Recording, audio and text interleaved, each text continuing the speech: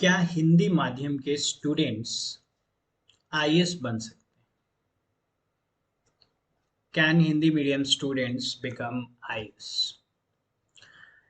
ये सवाल लगभग लगभग हर वो छात्र पूछता है जो हिंदी माध्यम से आता है। और कभी कभी तो ये सवाल पूछे बिना ये एक कारण बन जाता है उसके लिए, कि जिस कारण से उसे लगता है कि वो आईएएस नहीं बन सकता, वो यूपीएससी के सिविल सर्विसेज एग्जाम को नहीं निकाल पाएगा। और ये कैसे होता है कि उसके जो कुछ एल्डर्स हैं, उसके जो कुछ सीनियर्स हैं, चाहे उसके गांव के हों, चाहे आज वो दिल्ली में आके तैयारी कर रहा है वहां के हों, चाहे जिस संस्था में, जिस कोचिंग में वो तैयारी कर रहा है, पढ़ाई कर रहा है, वहां के जो एल्डर्स हैं, और कभी कभी तो जो कोचिंग के टीचर्स होते हैं, स्टाफ्स होते हैं, उनके द्वारा भी ये एक मिथ फैलाया जाता है कि हिंदी माध्यम के जो स्टूडेंट्स हैं वो आईएएस नहीं बन सकते। अब यहाँ पे मेरी पूरी की पूरी जो सिंपैथी है और पूरी की पूरी जो अंडरस्टैंडिंग है वो हिंदी मीडियम स्टूडेंट्स के साथ में, मैं उनके खिलाफ नहीं। ये 133% सही है कि आप डिसएडवांटेज में, this is very true that you are at disadvantage.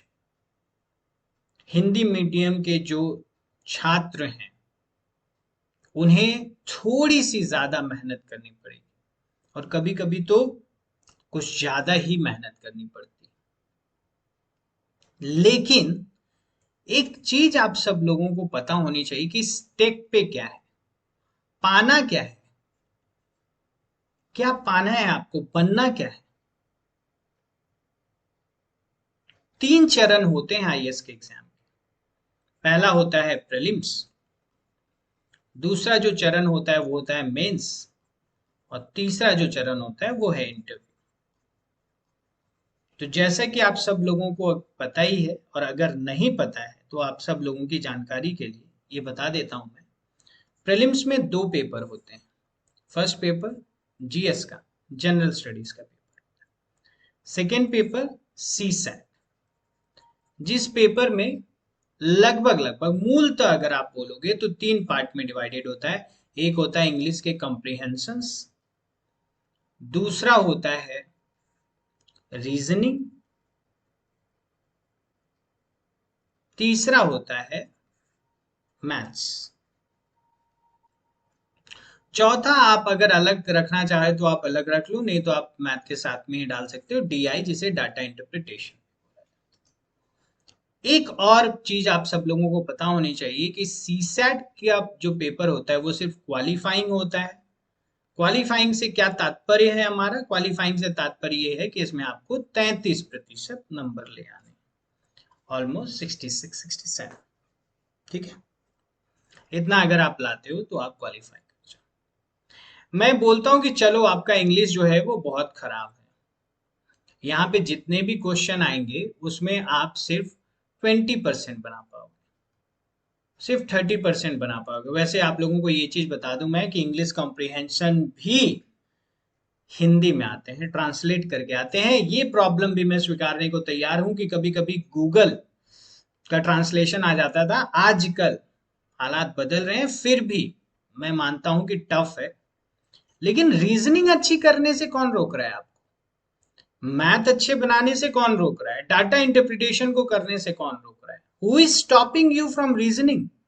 आप हिंदी माध्यम के छात्र हो, आप अंग्रेजी में बुरे हो सकते हो, ये माना जा सकता है, लेकिन रीजनिंग में फिर क्यों बुरे होंगे?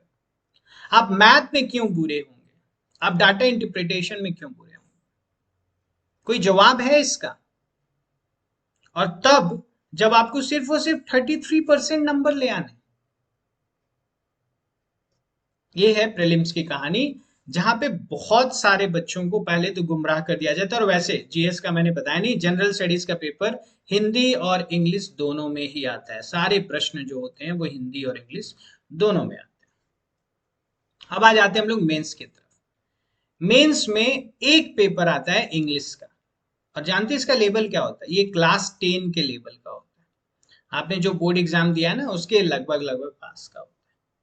अब एक सिंपल सी चीज बताओ, आपको बनना है आईएएस, और आप क्लास 10 लेवल का इंग्लिश भी अगर नहीं जानते हो, तो do you really think you deserve to be an IAS?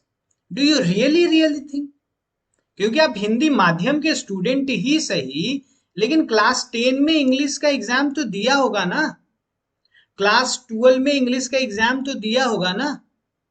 हो सकता है ग्रेजुएशन में आपने कुछ और किया है, ग्रेजुएशन में नहीं दिया, चलो मान सकते, लेकिन 10 और 12 में तो दिया होगा, कंपलसरी रहता है।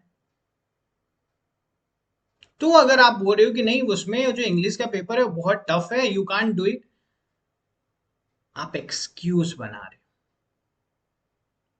आप सिर्फ और सिर्फ अपने आप को धोखा दे रहे हो, किसी और को धोखा नहीं दे रहे हो। सेकेंड पेपर क्या होता है? जो भी लैंग्वेज आप सिलेक्ट कर रहे हो, नॉर्मली आप हिंदी मीडियम के हो तो आप क्या सिलेक्ट करोगे? आप हिंदी सिलेक्ट करोगे।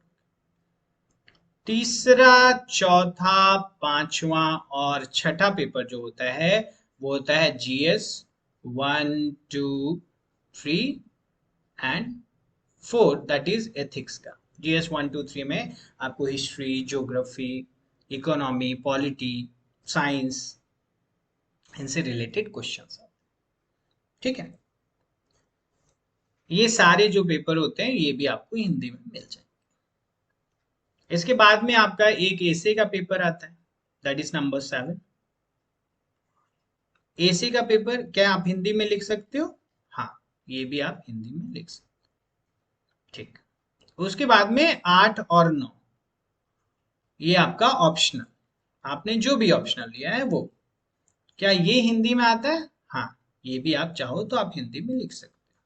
तो ये हो गया मेंस, दिस आर द 9। ठीक है, और लास्ट में आता है इंटरव्यू। क्या आप इंटरव्यू हिंदी में दे सकते हो? जी हाँ, आप इंटरव्यू हिंदी में दे सकते हो। अच्छा, यहाँ पे एक मिथ है, वो मिथ क्या है कि अगर आप इंग्लिश में इंटरव्यू देते हो, अगर आप इंग्लिश में बातें करते हो, इंटरव्यू देते हो, तो आपका इम्पैक्ट कुछ ज्यादा अच्छा बनता है, कुछ ज्यादा प्रभावशाली बनता है। और अगर आप हिंदी में वही इंटरव्यू देते हो, वही साक्षात्कार देते हो, तो आपका जो नंबर है ऑटोमेटिकली कम आएगा। यहाँ पे दो बातें मैं कहना चाहूंगा। पहली बात, तो क्या ऐसा हो जाता है कि हिंदी में जब आप साक्षात्कार देने लगते हो तो आप अपनी मुंह से फूल नहीं गालियां बरसा रहे हो, और कोई अगर इंग्लिश में दे रहा है तो वो फूल झाड़ रहा होगा उस समय? ऐसा नहीं होता है। लेकिन रीजन क्या होता है वो मैं बता देता हूँ। यहाँ पे रीजन हो जाता है, आप खुद में कॉन्फिडेंस की एक कमी पाते हो। आप खुद से अपने कॉन्फिडेंस को डाउन करते हो, आपके दिमाग में यही चल रहा होता है, क्योंकि आपने ये सुन रखा है। आप वहां पे जब जाते हो तो आप वहां पे देखते हो कि हर कोई, यहां तक कि आपको जो रिसीव कर रहा है, वहां पे जो पियून भी होंगे वो भी अच्छी इंग्लिश वगैरह बोल पाते होंगे, आप नहीं बोल पा रहे हो। और बाकी जो एस्पिरेंट्स आए हुए हैं इंटरव्यू देने के लिए, वो बहुत अच्छी इंग्लिश में बात करेंगे, आप नहीं बोल पाओगे। ये सारा बैक ऑफ द माइंड आपकी खेलते रहता है। That is the thing. Interviewers जो है ना, वो नहीं यहाँ पे कोई चीटिंग कर रहे, ठीक है, क्योंकि वो भी आप ही की तरह छात्र थे। उनमें से भी बहुत सारे ऐसे होंगे जो हिंदी माध्यम में एग्जाम दे के आज आईएएस बन के उस जगह पर बैठे। तो इतना तो आप बिलीव कर ही सकते हो, इतना तो आप विश्वास कर ही सकते हो कि यहाँ पे कोई भेदभाव इसलिए नहीं करेगा क्योंकि आप हिंदी में साक्षात्कार दे रहे हो और कोई इंग्लिश में दे रहा है। आप अपने कॉन्फिडेंस के साथ खुद जो है वो क्या कर रहे हो, खुद आप अपने कॉन्फिडेंस को लूज कर रहे हो, कम कर रहे हो, अंडर कॉन्फिडेंट हो जाते हो इन सारी चीजों को सोचते सोचते। तो ये बहुत इंपॉर्टेंट पॉइंट है इंटरव्यू के लिए।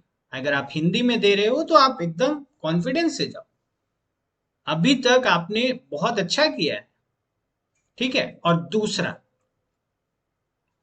चलो आपका जो इंटरव्यू मान ही लेते हैं कि चलो इंग्लिश वालों को, वैसे होता नहीं, फिर भी चलो इंग्लिश वालों को थोड़ा सा एज देते हैं, तो आपको तो पता है ना कि मेंस का मार्क्स जो है वो इतना होता है कि ये अगर आप अच्छा कर लो तो इंटरव्यू का मार्क्स जो है वो मेयर डिफरेंस पैदा करेगा आपके रैंकिंग में। आप मेंस ही बहुत अच्छा उठा लो।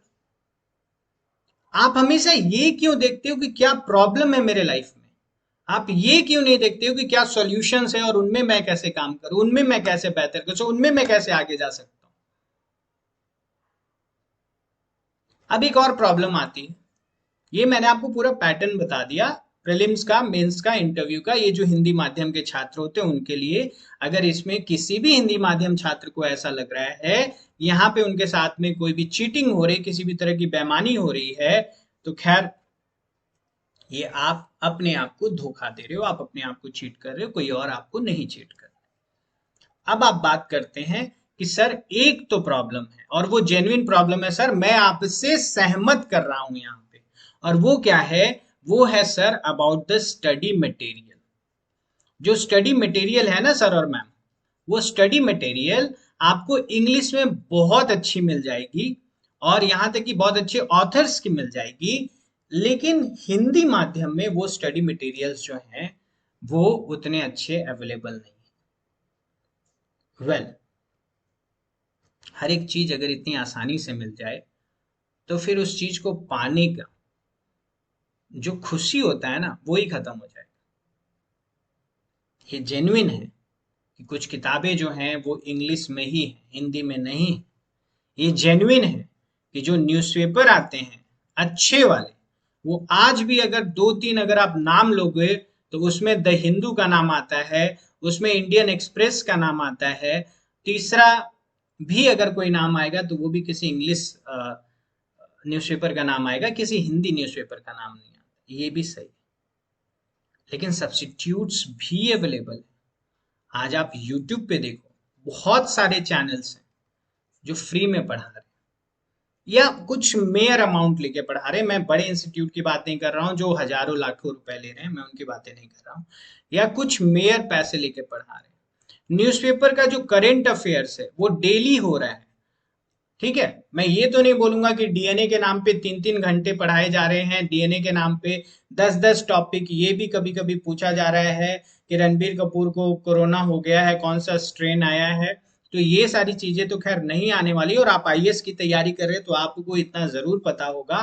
But there are options available if you want to see the options. अगर आप सच में करना चाहते हो, अगर सच में वो भूख है, अगर सच में करना है ना, तो रास्ता निकाल लोगे। और रास्ते हैं। ये सिस्टम आपके खिलाफ नहीं खड़ा हुआ है। आईएएस के ये जो एग्जाम लेने वाले हैं, यूपीएससी, यूपीएससी वाले आपके खिलाफ नहीं है, वो आपके साथ हैं। वो तो खुद चाहते हैं हर साल की है हमारे ऊपर में ये जो टैग लगते जा रहा है, हमारे ऊपर में ये जो तमगा लगाते जा रहे हैं कि अरे हिंदी मीडियम के छात्रों के साथ में बेईमानी हो रही है, हिंदी मीडियम के छात्रों के साथ में दोहरापन हो रहा है, ये खत्म हो जाए, हिंदी मीडियम के छात्र अच्छा रिजल्ट करे। लेकिन वो पास तो नहीं करा सकते ना आपको जबरदस्ती।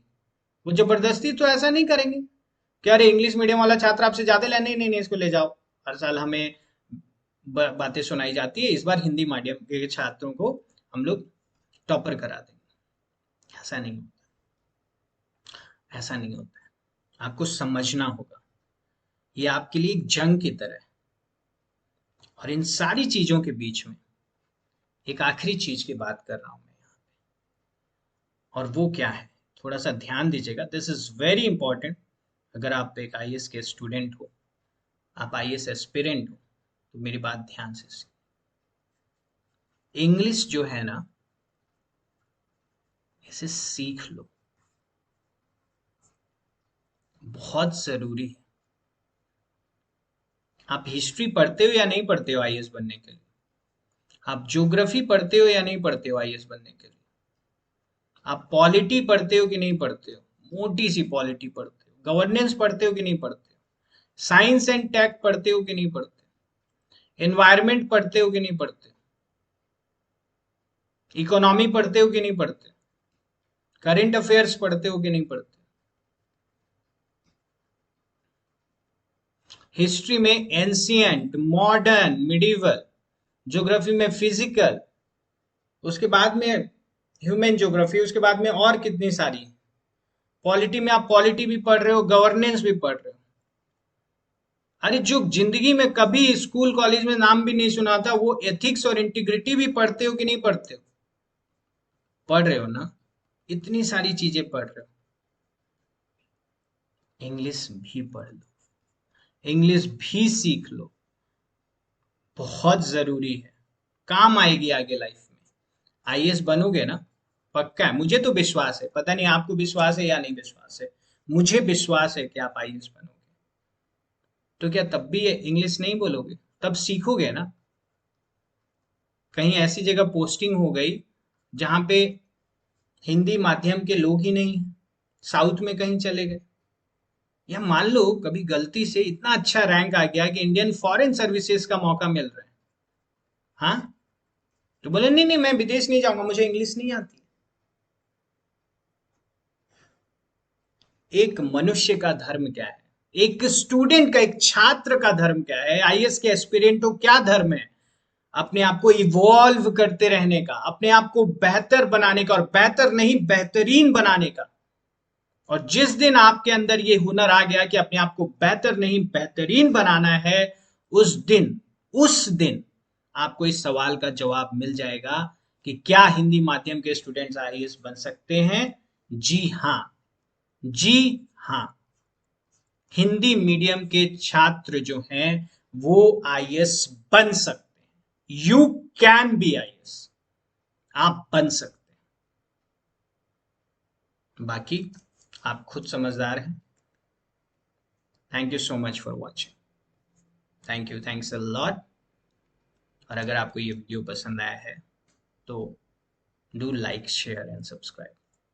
थैंक यू गाइस, एंड बहुत ही जल्द हम आपके लिए एक लाइफ चेंजिंग प्रोग्राम लेकर आ रहे हैं जिसका नाम है जीजी विशा, जो आपके सोचने के तरीके, जो आपको जिंदगी के जीने के असली सलीके सिखाएगी, और जो आपको हताशा, निराशा, ये जो डिप्रेशन वाली दुनिया है ना, इससे एक आशान्वित दुनिया की तरफ लेके जाएगी।